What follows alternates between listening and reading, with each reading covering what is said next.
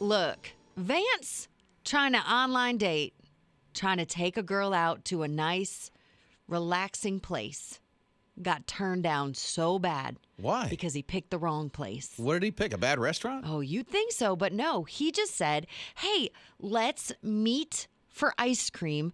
I can pick you up, but if you think that's weird because it's an online date, we're just trying to get to know each other. He picked the ice cream spot for them to eat, and she turned him down. She said, that is not my style. I don't think we're going to vibe. Really? Yeah. That wasn't bougie enough for her. Dairy Queen was not good enough? It was not. Oh, my word. That is horrible. Makes you think about those first dates. I know. For her, it went wrong. But for Scott, what happened to you in high school, Scott? Well, in high school, this girl that I knew, I liked a lot. We went out to dinner. And so, I'm a little nervous and everything. And I look over, and there is our high school history teacher sitting at a table right next to us.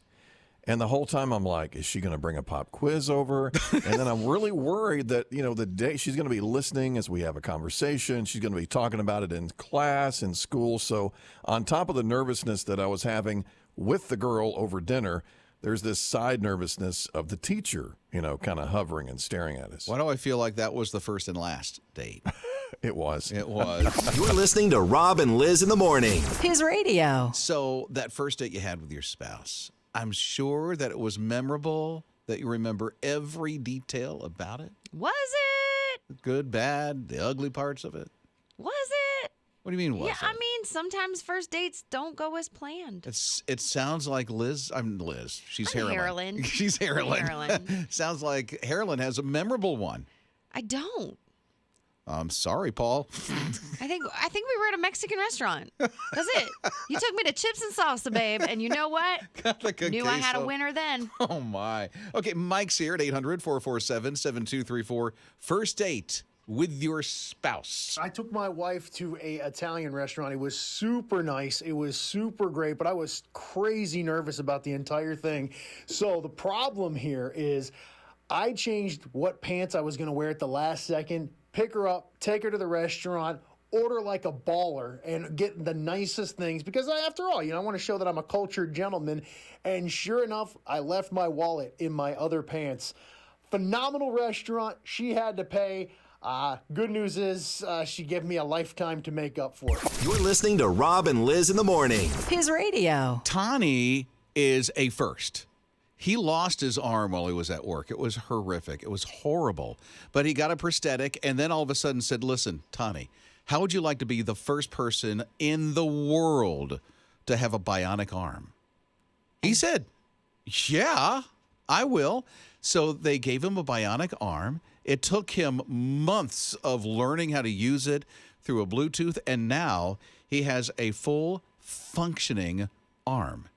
The hands work just like you pick up things. Like they have some prosthetics and they have some other things that can pick things up, but not be a full functioning arm and hand like what Tani has. You're talking about like a robot arm. Yes. That does what his brain says through a Bluetooth? I don't know the rest of the technology, but he had to learn through Bluetooth on how to use it. I don't know how it's done now. But if his mind says pick up the apple, the arm turns and picks up the apple. Yes. No. It's crazy. It is wild. So he's the first man to ever have a bionic arm. But what if it starts having a mind of its own? Hope like not. AI. Oh, don't go there. Did you just turn my mic off? No. Oh, I was like, but I went there. I did not do that. Like, I have questions because look. Okay, ask all the questions. If it starts having a mind of its own and starts taking over and it starts slapping people in the face, is it the bionic arm fault or is it his fault? His arm is not Skynet from Terminator. But what if he, it's okay. So is it his thought process that moves the arm? You're asking me all those questions that I cannot answer for you. And if he thinks it, does it do it? Because I think, I'm going to slap that person in the face. And then, I would never do it. But if the bionic arm just takes over, I'm just thinking out loud. Come on. Like my kids, man, they be saying things and just. And your bionic arm would take over and do it. I don't know. Scott, would. let me tell you, Harlan's imagination here I'm a little worried now. I'm thinking about crazy arms flying around and people trying to catch them and tell them You not should be to do celebrating something. the fact this guy has a bionic arm. He's the first person in the world, and it works great. Instead, now we turned it into Skynet Terminator, and then our thoughts are slapping our kids. What's going on? You're listening to Rob and Lizz in the morning. His radio. You know, when you have a passion to go to a murder mysteries writer's, author's house to visit, and then it turns into its own little mystery. Huh? Yeah, it Was gets this a little like creepy. one of those escape room kind of things, or You what? would think so, but no. So a group of people decided they were going to take a tour of Agatha Christie's house. You know, cool. she writes those scary little mystery. Yeah, the murder mystery Yes. novels that she writes. Yeah. Yes. So they decided to tour her house. Well, a storm came through, and this is how it all starts in the movies. Okay? They get locked into the house because the storm comes through and blocks the road. And they all have to wait in the house together. What's that, 20 people or something? About 100 people. 100 people? Mm-hmm. That sounds like a big house. And one by one, they keep themselves occupied by drinking tea, playing croquet, and thinking to themselves, this could be the creepiest thing we've ever gotten stuck doing. Right? It could have turned into a Clue, the board game. Right? One by one, they just looked out the window, and it turned out everything was fine. They cleared the road eventually, but man, they were stuck in this house that's old and creepy, and they could just That can't be creepy. It could be the start for every murder mystery ever written. Let's see, what made it that was because it was her house. Yes. If it wasn't her house, they would have went, we're stuck in this big rich person's house. Yeah. Well, it was her house. It's a big house. If they're doing tours of 100 people, that's wild. Yeah. They said they're keeping them, calm by sipping tea and having snacks. Well, that and was playing nice games, of but, them. But that was a few hours that they didn't know. Maybe they were going to be the next murder mystery No, come novel. on. They're going to be the next because they're in Agatha Christie's house. Yes. Taking a tour, and then a tree falls down. They can't leave. Yes. Could have been. Okay. Could have been how that book started. That's how they all start. I'm thinking it was this a dark and Harlan stormy here. night. See, Harlan has some imagination. What do you say? I'm saying it's what's happening. You're listening to Rob and Lizz in the morning. His radio. Sometimes it's as easy as doing the daily that saves the day for someone else. So Dusty, doing his everyday job as a flight attendant, was able to save the day for Laura and her brand new husband. How so? Did they give him hopped- like pretzels or something? You would think, but no.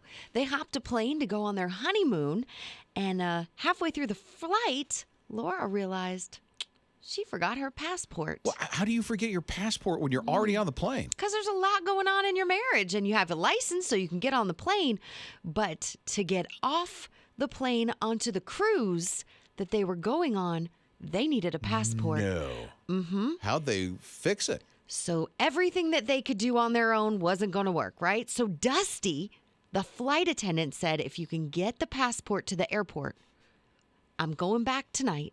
I'll fly out with it to Atlanta, give it to another crew member, and they're going to deliver it to Puerto Rico for you by tomorrow night, and you can hop on your cruise the next morning. That's a lot of trust. I hope it happened. Oh, it did. Oh, Dusty came through, the passport made it, and Laura and her husband were able to go on their cruise as planned. That could have gone so wrong. Uh-huh. You know? I mean, they would have been stuck wherever their port of call was to leave. They wouldn't have been able to go. They would have had to turn around and come back. Great on that flight attendant, You're right? listening to Rob and Lizz in the morning. His radio. Rob and Liz in the morning. What's up? Harlan filling in for Liz. She's out of town.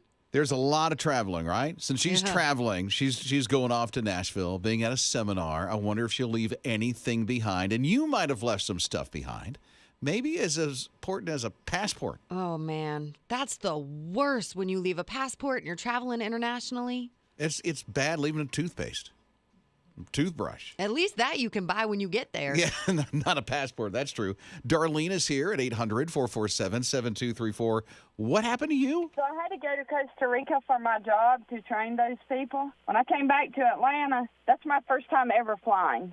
So I flew to Costa Rica and back by myself. And so they give you that paper on the plane to fill out if you brought anything back. Well, I wrote down I had a banana because I took the banana off the plane. But I wasn't supposed to write it down because you don't have to take stuff off the plane. But they took me in this room where they confiscated all the mangoes and stuff. Like, they had tons of mangoes. No. And I left my passport on the counter in that room. The man that I spoke to on the phone was going to Myrtle Beach, and so was I, and he offered to bring it to Myrtle Beach and meet me, but I just told him to mail it. What did we learn? Don't ever lay your passport down. Keep it in your hand at all times. And what about the banana? Don't ever take it off and write it on that piece of paper. You're listening to Rob and Liz in the morning. His radio. One lady lost her passport, but thankfully somebody helped and got it to her. So Jess is here. She's like, I've got a travel story. I almost didn't make it. What happened, Jess? You're on his radio. I was going on a mission trip to Belize when I was a senior in high school, and I left my purse in the shuttle from the hotel to RDU.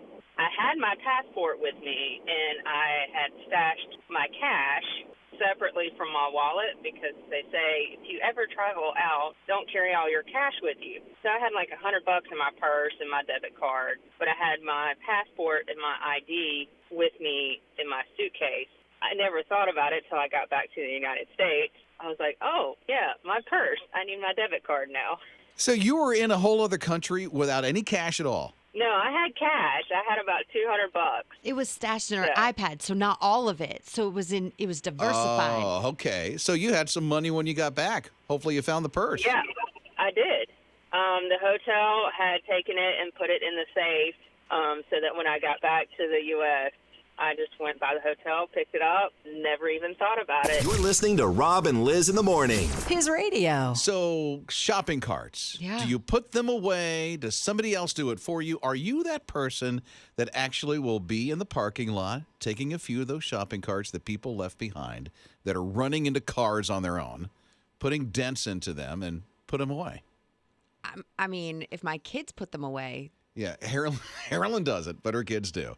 800-447-7234. What about you, Amberly? I was actually in Hobby Lobby the other day, and nobody put their cart back, and I brought them all the way back in the store, and then I made them a sign because I always keep a Sharpie in my purse, and, because they always wrap their gifts. So I folded one of those pieces of paper, and I wrote on it, "Lazy people don't put the carts back." How many did you bring back? 2. 2 carts. That's incredible. Yeah. You're just a good person, Amberly. Thank you. Not only helping out Hobby Lobby, but helping out lazy people everywhere. I know, right? I'll even send y'all a photo if you want it. You're listening to Rob and Liz in the morning. His radio. First, the text from Crystal. Yeah, so she asked when the winner was going to be announced for Universal Studios, the trip we're giving away. Yeah, so that's the best summer ever. Somebody is going to win this gigantic trip to Universal Studios. So no wonder why Crystal wants to know. Right. If she gets the gas, the accommodations, if she gets the trip to Universal for her family, it's a whole big thing. Best summer ever. So may I read the reply? Oh, please do. Say, here's how we replied to Crystal. Again, Crystal said, hey, when's the winner going to be announced for that Universal thing?